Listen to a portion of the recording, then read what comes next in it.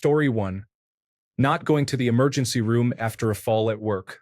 I suffered a bad traumatic brain injury and I was not in the right state of mind after the fall. I trusted my employer and believed they would take care of me, but they did not. Now I am disabled and cannot hold a job due to my brain injury. Story 2. Reconnecting with my Jehovah's Witness parents. That group really treats outsiders poorly. They reconnected with me, dumped their debts and obligations on me while I was too young to know better, and then left. Story 3. My dad closed his eyes for the last time, and I did not have time to say goodbye. I never had a chance to tell him how much I love him. He was really good to me, shielding me from my narcissistic mother while keeping it together himself for my sake. Story 4. Not leaving a relationship within the first year when I was 22, despite the now extremely obvious signs I should have. Then sticking around with the same person until I was almost 30. Now 35, dating gets more difficult every year, and I am less confident about ever finding someone long-term. It feels like I am 10 years behind, still going on first dates and even having to live with roommates in a very expensive city. Story 5. My first daughter, I was 28 weeks pregnant and she did not move as often. I remember having a strong amount of anxiety and told my doctor that I wanted to be seen. They said, "If you do not feel anything in 24 hours, then come in." I wish I had just gone in when I felt the anxiety. By the time 24 hours passed, she had also passed away. I obviously have no way to know if going in when I had the gut feeling would have saved her, but now, because I listened to the phone staff, I will have to live with never knowing. Additionally, we had our rainbow baby, a little girl. I regret not considering the waves of grief she would bring up by being in my life. I regret not having a therapist during this time. I really miss my first daughter. I do not regret having a rainbow baby. I just regret thinking it would be all sunshines and rainbows when it has really added a lot of complexity to my grief journey. Again, I do not regret having a rainbow baby, just regret not researching the negatives. Story 6. I should not have let my parents sell their house. They got spooked by the crash in 2010 and sold their beautiful 3,000 square foot house at the absolute bottom of the market in San Diego County. It was close enough to walk or bike to the beach in Carlsbad. They weren't at risk of losing their home but didn't want to be trapped in it because people they knew in real estate told them the market would not bounce back for decades.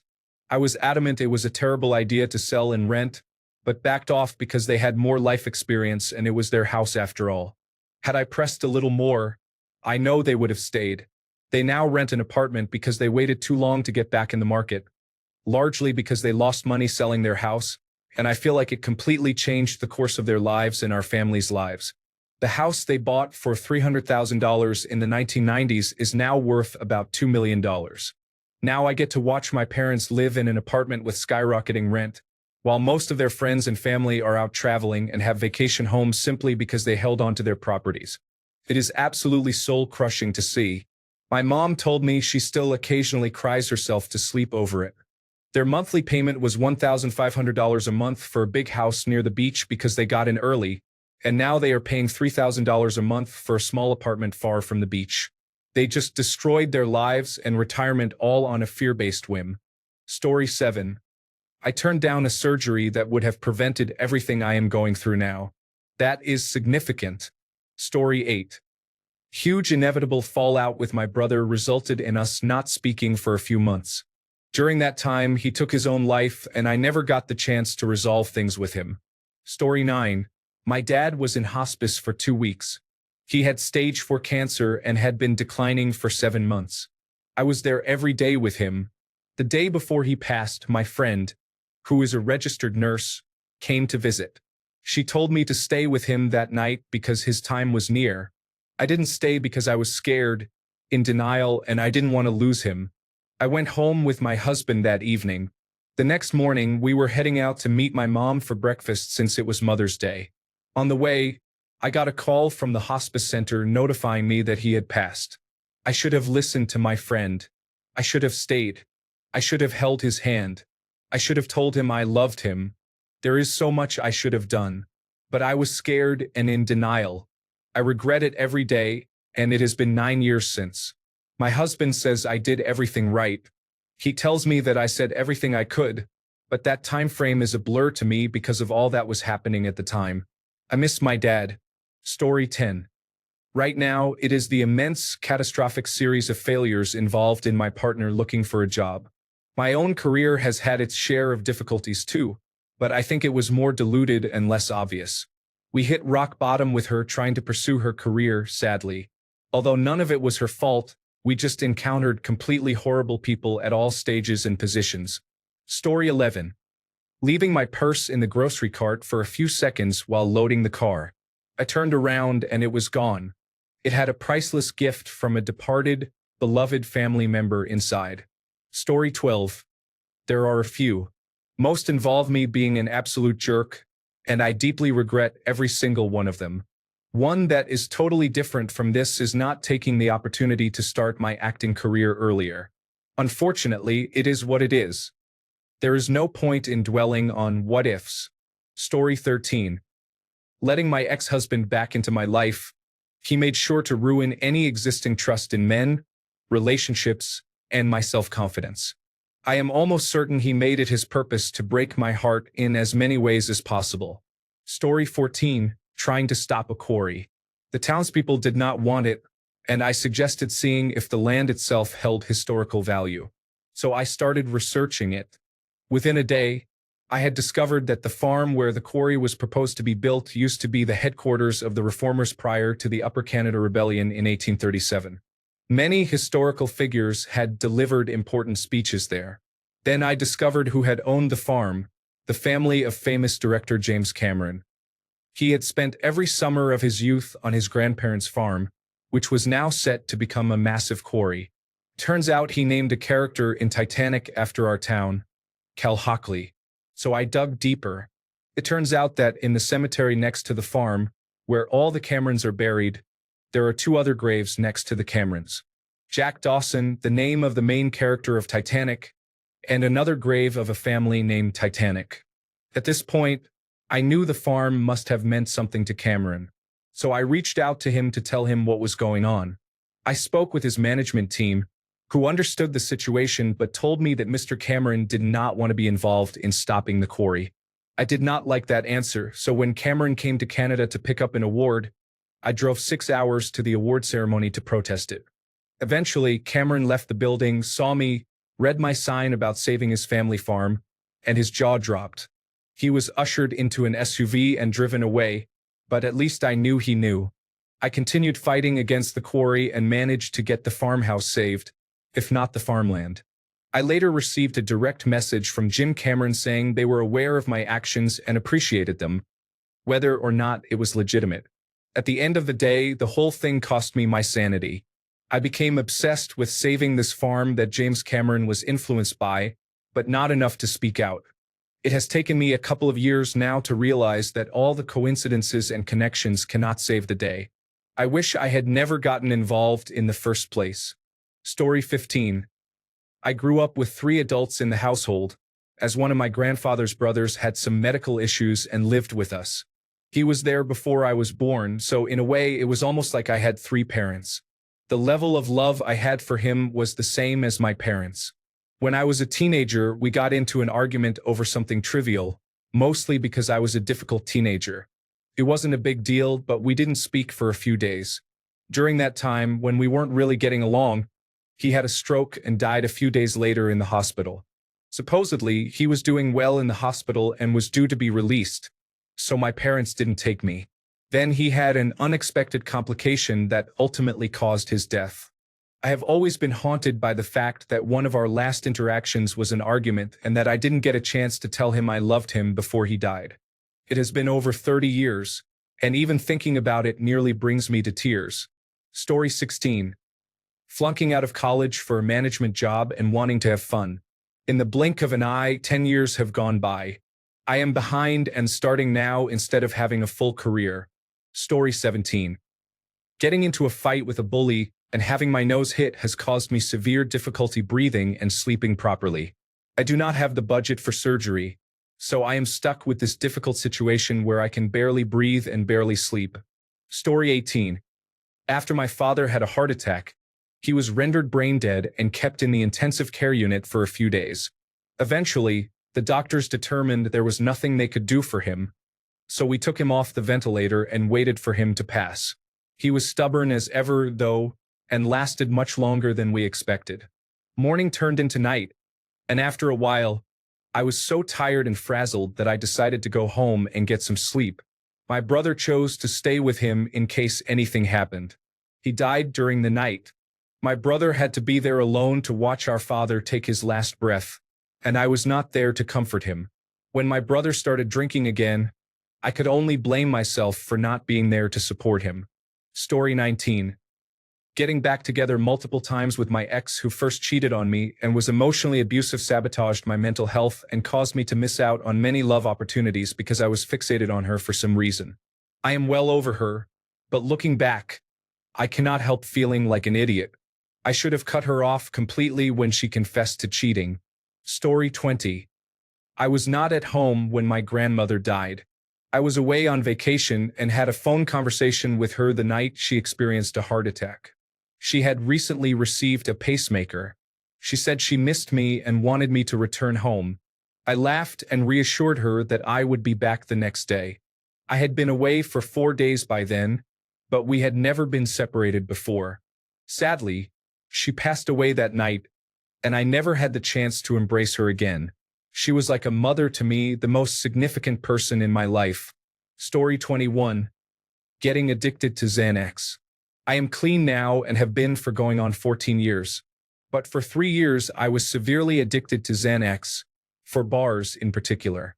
I would take a literal handful of them on a daily basis.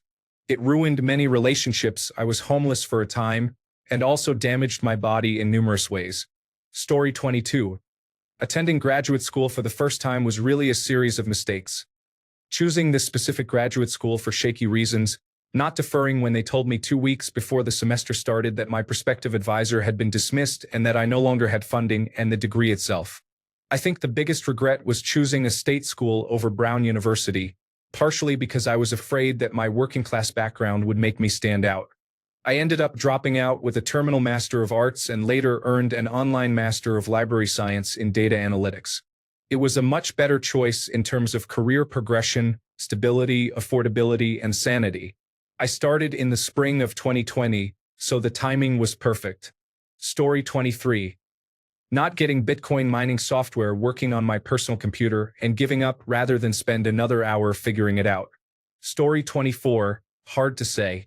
Swiping right on the wrong person is tempting since we got married and she cheated, triggering a divorce, financial crisis, and persistent mental health issues.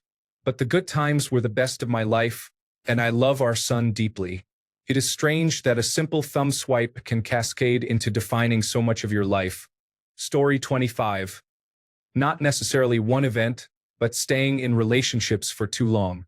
Before meeting my wife, my last 2 relationships lasted much longer than they should have. I wish I had ended them as soon as I knew they were not right, but I was a people pleaser who hated conflict. Story 26.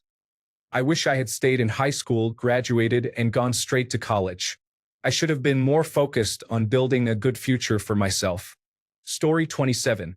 If I can share this to help anyone younger than me, never trust any supervisor you have. Every promise should be a written contract. Story 28.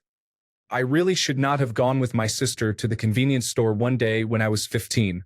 A drunk driver ran a red light and hit the side of my car, trapping me inside. The traumatic brain injury and injuries I received completely changed the trajectory of my life. I am in my mid-30s and am just now earning my degree and settling into a career. Story 29. Believing that I had to go to college directly after graduating high school, lest I be an educationless, jobless person. Now all I have is student loan debt for a degree I never wanted or finished. Story 30. Qualifying for financial aid to attend college, choosing the maximum loan amount every semester, then quitting after a few semesters without earning a basic degree. In my defense, I was very young, grew up very poor, and had the opportunity to receive thousands of dollars by simply checking a box on a form. I regret it almost every day. Story 31. Going to college immediately after high school was a mistake. I wish I had taken a couple of years off to figure myself out and just work. College ended up being a tumultuous and unsuccessful time. It is definitely my biggest regret in life so far. Story 32. If you have a 401k, make sure it is invested. The number one issue is people think it is making money, but it is sitting in cash doing nothing. I left mine sitting for a couple of years, and I know others who have done this. When my father passed this year, we found he had not done anything with his 401k. It had been sitting in cash for decades. His funeral expenses, debts, and other issues could have easily been paid. Instead, we are going to be paying it off for a long time. Story 33. I regret listening to my incoming freshman advisor in college. They were supposed to help new students understand how college works and guide them on a good path. In reality, they have so many students to manage and so many different degrees and circumstances that they cannot give good advice to anyone. I ended up taking only very difficult courses with a heavy workload, not knowing that I could drop courses. I graduated high school with a 4.2 GPA, ranked in the top 5% of my class, but I nearly failed my first college semester. I had no study habits, yet every course required me to study. What I should have done was start with a few degree requirements, including a single science with a lab, and balanced each semester with an easy or low work class. I could have continued working toward my degree while giving myself some breathing room. I also did not need to take any advanced math classes since my degree only required introductory statistics, which was an easy class. I still would have struggled, but I think I could have managed much better and avoided dropping below a 3.0 GPA if someone had told me not to overload my schedule with only difficult classes. Story 34. I should have gone to the college where all my friends went instead of going to the better college by myself. Being completely alone is difficult. Story 35. My choice of college major. I have a Bachelor of Arts in film production and really struggled to make a career in that industry. Because of that, I was always in financial survival mode and felt I missed out on my 20s and all the things I could have done and places I could have visited. I have a very good life now. I'm 33, married, a homeowner, have a new car, and a decent career in a completely unrelated industry. But I still look back at my degree and can't help but feel that had I chosen a more practical career field, I wouldn't have missed out on a whole decade of my life. Story 36. Probably a toss-up between, when I was applying to universities, I picked one close to home so I could stay near my dying mother and chose a major that I knew she approved of. She died less than 3 weeks into my freshman year. If I could go back, I would have taken the University of Washington scholarship and pursued a passion. When I tried to take my own life in my 20s, I bought the wrong kind of iron and ended up just getting really sick and damaging my stomach. I would buy the right kind this time, the red ones, not the green ones, sulfate, and take some vitamin C with them. Story 37. Leaving my life in Canada to return to my home country because of a girlfriend who stayed here. She left me after a couple of years. Story 38. Going to jail was overwhelming. Changed my whole trajectory, and I am still recovering. I am better now than at the beginning, but it changed everything. Story 39. Getting married. I am divorced now, and all it cost me was my savings, my house, my good job, and so much of my mental health. Story 40. Getting married.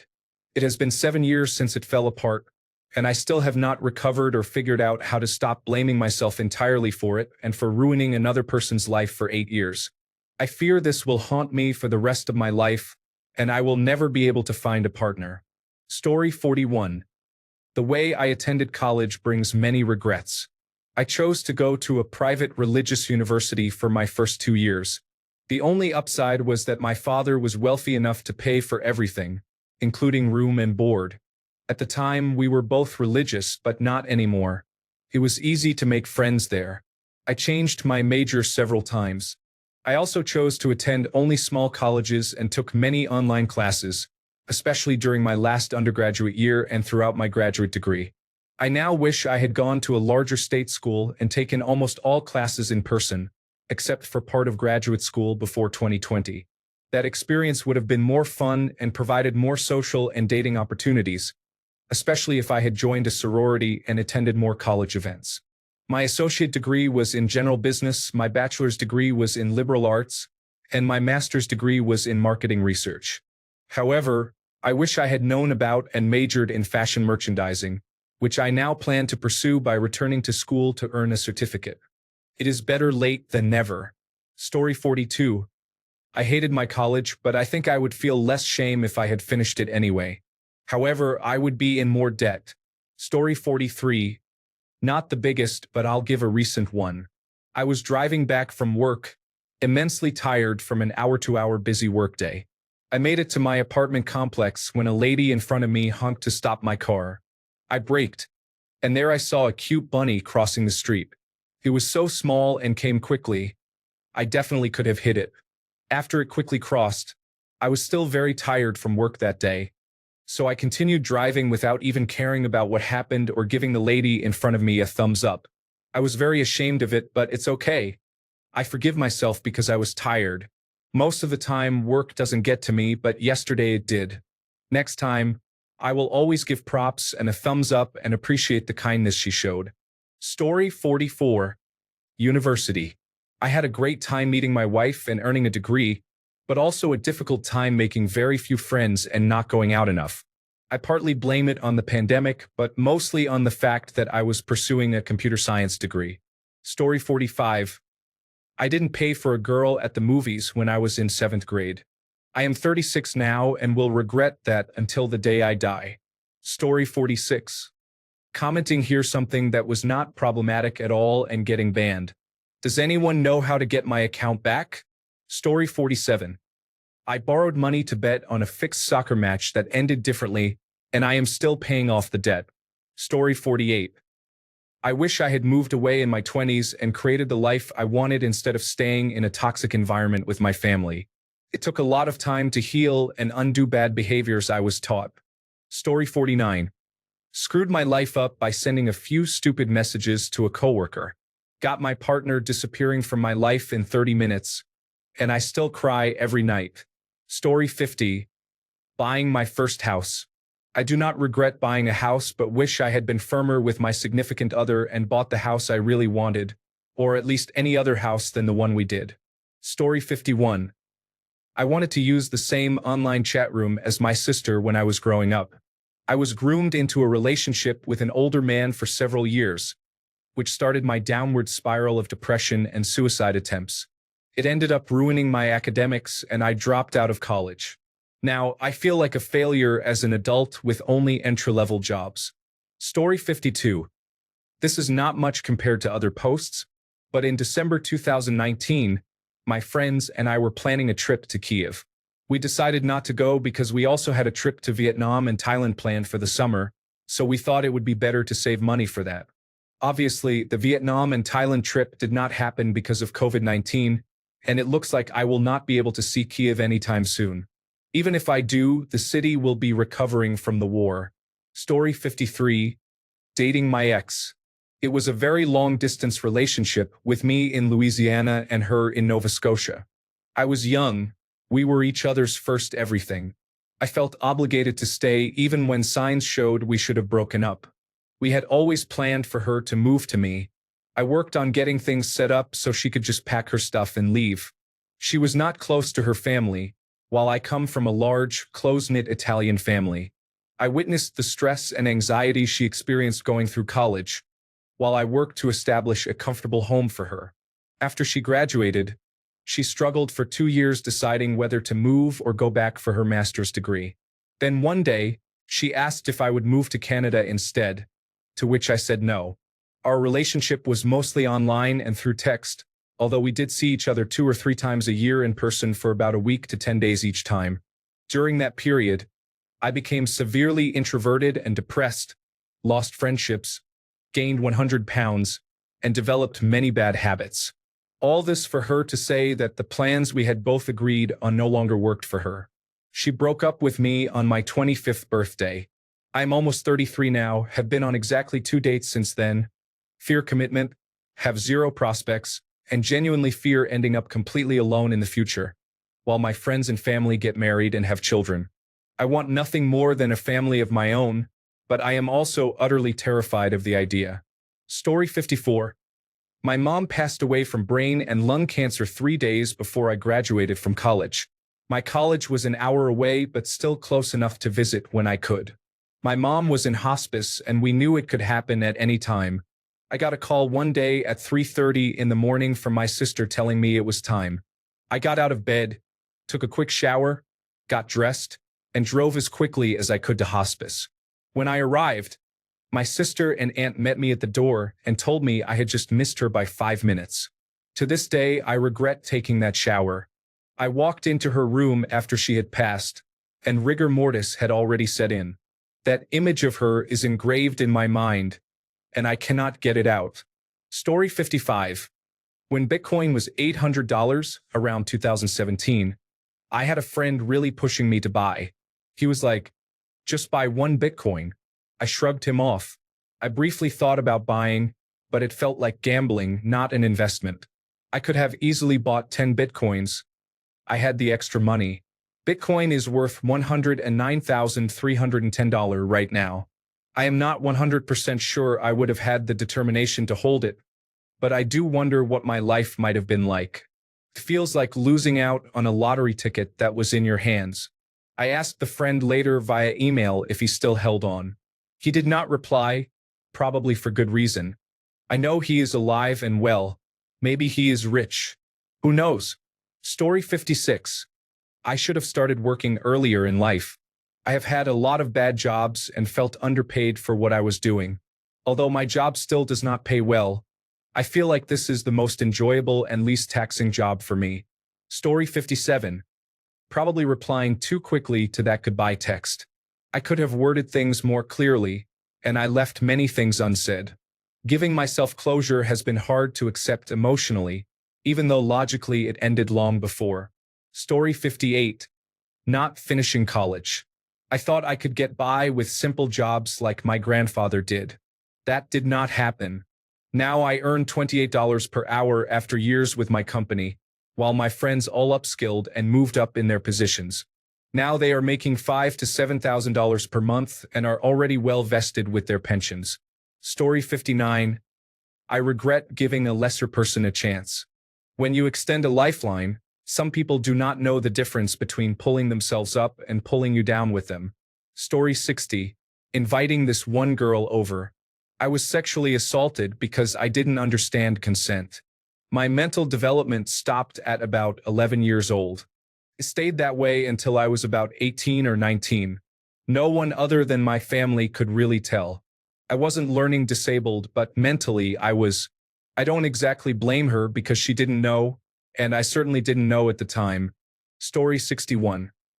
Reaching out to my ex turned out to be the biggest piece of abusive behavior, and I lost many years and opportunities before I was able to escape. All is good now. It has been a few years, and I have mostly rebuilt my life. However, when I am emotional, I get very mad at the hell I was put through and blame myself for being so naive. I wish I had never written that hi message. Story 62. Unprotected sex. Made some good money in cryptocurrency from 2018 to 2021 and traveled Asia, having unprotected sex with several boys and girls. Had to get 3 surgeries for human papillomavirus warts. I have not had sex since. Story 63. Helping the wrong people can have serious consequences. Some people are in their position for a reason. If you help them, you might end up losing family members, having friends turned against you, and being left alone to face difficult challenges because of their actions. The only saving grace may be accidental. Be careful who you let into your life, even if they are not your friends. The people in your life shape your future. Forget signs or any synchronicity. Do what makes you happy, wherever it makes you happy, and with whomever. Story 64. I really regret getting wasted on jelly vodka in my second year at university and making a total jackass of myself. Up to that point, I had been operating on the basis that the more drunk we all get, the more fun we have. That night was a ghastly wake-up call. I was loud, crass, obnoxious, and disrespectful. When I realized the next day, I was absolutely beside myself with horror, remorse, guilt, and shame. Thank God my friends knew me well enough to understand it was out of character, so they forgave me and we all moved on. Even so, it took years to really live it down. Alcohol might make you feel good, but it is not necessarily your friend. In fact, it ruins lives every single day, and if it were a person, you would disown them in a heartbeat. Story 65. Not doing mature or adult things first, then going abroad to live, travel, and spend a lot of money. While I love my history of adventures and the time spent living abroad, it got in the way of things I am now trying to accomplish, such as a job with decent pay and a driver's license. The latter costs me a fortune, meaning that while I work, 75% of my wages go to that adventure. I live in a fairly large apartment, but that is thanks to my boyfriend, who supports us. We live together and I pay rent. Before that, I moved from room to room. Now I am 29, feeling like I am 20 financially. Story 66. Should have never grown up. Imagine waking up with your mother getting your breakfast, lunch, and dinner ready to eat. Story 67. Going to college. I came from a poor family with no financial skills. I was told that if I maintained good grades and went to college, I would be better off than they ever were. I am not.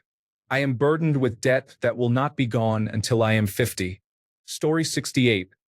Being told to leave after the United States Secret Service called me. I went on a contract to save the world, and in the end, my world was destroyed. Story 69. Selling my 1969 Plymouth Barracuda when I went into the Navy. I have so much regret, especially when I see how ugly car designs have become. Story 70. About 10 years ago, I found a guy who just adored me. He did all he could to spend his entire day and week with me. We dated constantly while he was in the United States on a visitor visa. Even when he went back home, we maintained contact. One day when I called, I noticed he was using poppers and had some other drug-related items, including marijuana, in his house. I do not care how mild it is. Drugs and alcohol are a massive turnoff to me, so I stopped talking to him.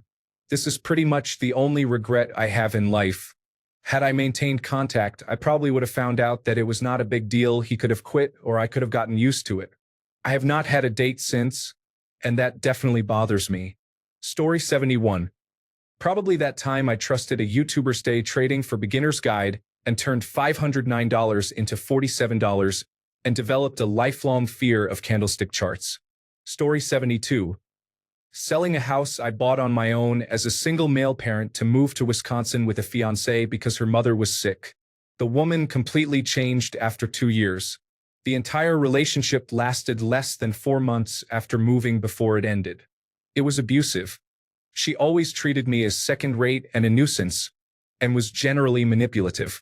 I owned a home by the time I was 23. I have 5 older brothers who own nothing, no house, no degree. I bought that house and earned my degree as a single parent during the aftermath of 2008. It was a success story. I can never let myself fall like that again. Story 73. Denied most female relationships for various reasons.